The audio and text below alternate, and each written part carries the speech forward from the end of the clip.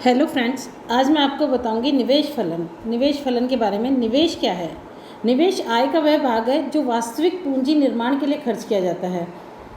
इसमें नए पूंजीगत उपकरणों तथा मशीनों, नई इमारतों का निर्माण, स्टॉक में वृद्धि आदि को शामिल किया जाता है। निवेश मीन्स इन्वेस्टमेंट जो है वास्तविक पूंजीगत परिसंपत्ति में वृद्धि निवेश है। निवेश का सामान्य आशय ऐसे व्यय से है जो उत्पादन क्षमता में वृद्धि लाए। ये तात्कालिक उपभोग व्यय या ऐसे व्यय से संबंधित नहीं है जो उत्पादन के दौरान समाप्त हो जाए। निवेश शब्द इसका मिलते जुलते अर्थों में अर्थशास्त्र, वित्त तथा व्यापार प्रबंधन आदि क्षेत्रों में इसका प्रयोग किया जाता है। इस शब्द का इसके अंतर्गत इसका अर्थ है पूंजीगत परिसंपत्ति में वृद्धि, पूंजी स्टॉक में होने वाली वृद्धि। किसी भी वर्ष विशेष में पूंजी स्टॉक में जितनी वृद्धि होती है वह निवेश है। ये बचत से भिन्न है। हालांकि बचत, परंपरावादी अर्थशास्त्री बचत को ही निवेश के बराबर मानते थे। वो कहते थे जो कुछ बचत किया जाता है वो संपूर्ण भाग निवेश किया जाता है, लेकिन वर्तमान में ऐसा नहीं है। निवेश आय का वह भाग है जो वास्तविक पूंजी निर्माण के लिए खर्च किया जाता है। इसमें नए पूंजीगत उपकरणों तथा मशीनों, नई इमारतों का निर्माण, स्टॉक में वृद्धि आदि को शामिल किया जाता है। केन्स के अनुसार निवेश से अभिप्राय पूंजीगत पदार्थों में होने वाली वृद्धि, अर्थात हमारे जो भी हमारा वो है उसमें पूंजीगत पदार्थों में जो वृद्धि होती है वह निवेश कहलाती है। प्रत्येक अर्थव्यवस्था में आर्थिक विकास तथा पूर्ण रोजगार के लक्ष्य को प्राप्त करने के लिए निवेश का बहुत अधिक महत्व है। निवेश होगा तभी उसी निवेश पूंजीगत परिसंपत्ति में वृद्धि होगी। सर्वप्रथम पूंजी लगेगी, तभी उस पर श्रमिक कार्य करेंगे और तभी उस पर उत्पादन कार्य संपन्न होगा।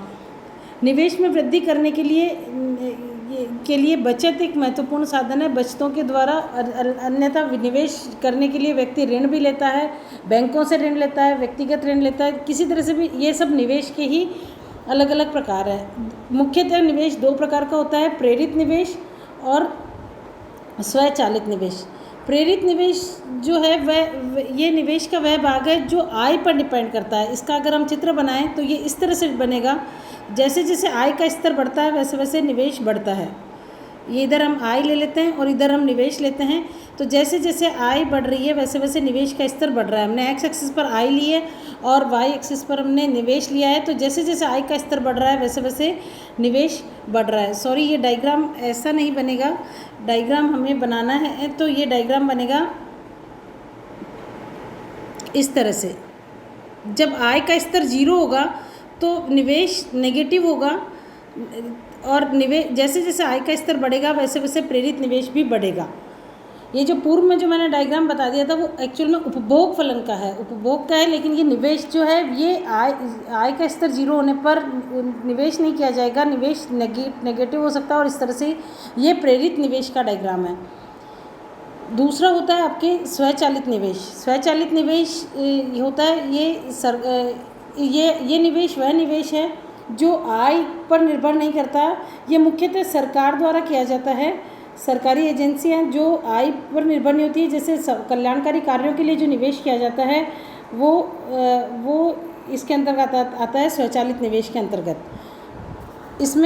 इसके अंतर्गत स्वचालित निवेश वह निवेश है जो आय तथा उत्पादन मात्रा के स्थान पर बाहरी अन्य तत्वों पर निर्भर करता है। ये निवेश आय प्रेरित नहीं होता और इस प्रकार ये निवेश आय में होने वाले परिवर्तन के आधार पर नहीं किया जाता है। इससे अभिप्राय उस निवेश से है जो नई तकनीकों, नए आविष्कारों को लागू करने के लिए लगाया जाता है। यह निवेश मंदी तथा बेरोजगारी को दूर करने तथा नए साधनों का विकास करने के लिए विशेषकर सरकार द्वारा किया जाता है। प्रेरित निवेश एवं स्वचालित निवेश में आधारभूत अंतर है। प्रेरित निवेश एवं आय में धनात्मक संबंध पाया जाता है। प्रेरित निवेश एवं आय का स्तर धनात्मक रूप से सहसंबंधित है। इन दोनों में जैसे जैसे आय में वृद्धि होगी वैसे वैसे निवेश में वृद्धि होगी।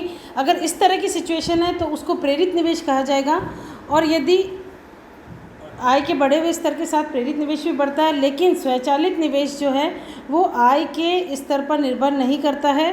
ये प्रेरित निवेश की बात ही, स्वचालित निवेश पूर्णतया सरकार के निर्णय या एजेंसियों के निर्णय पर निर्भर करता है। आय के स्तर से ये इस पर कोई विशेष प्रभाव नहीं पड़ता है।